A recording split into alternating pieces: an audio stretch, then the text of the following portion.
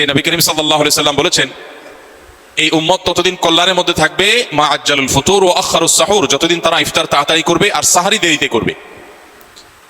ইফতার তাড়াতাড়ি করার মানে হলো সূর্য ডুবে গেছে, নিশ্চিত হয়ে গেছেন, তারপর আর বিলম্ব না করে সাথে সাথে ইফতার করা, এটা হলো ইফতার তাড়াতাড়ি করার অর্থ।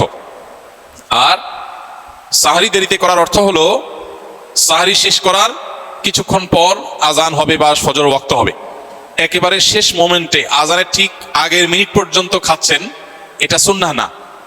নবী করিম সাল্লাল্লাহু আলাইহি সাল্লাম সাহারি খেয়ে শেষ করার পর ফজরের জন্য দাঁড়াতেন, এর মধ্যে প্রায় 50টি আয়াত তেলাওয়াত করার মতো সময় থাকতো হাতে।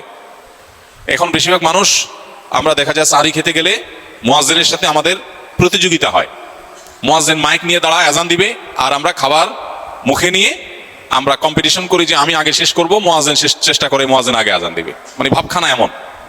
তো এটা সুন্নাহ না, মানে একেবারে লাস্ট মিনিট পর্যন্ত খেতে থাকলেন, এটা সুন্নাহ না, বরং সুন্নাহ হলো সামান্য একটু গ্যাপ রাখা। তবে হ্যাঁ, এটা ঠিক যে একেবারে সবে সাদিক হওয়ার আগ মুহূর্ত পর্যন্ত যদি কেউ খায় তার রোজা হয়ে গেছে, তার রোজা হয়ে যাবে।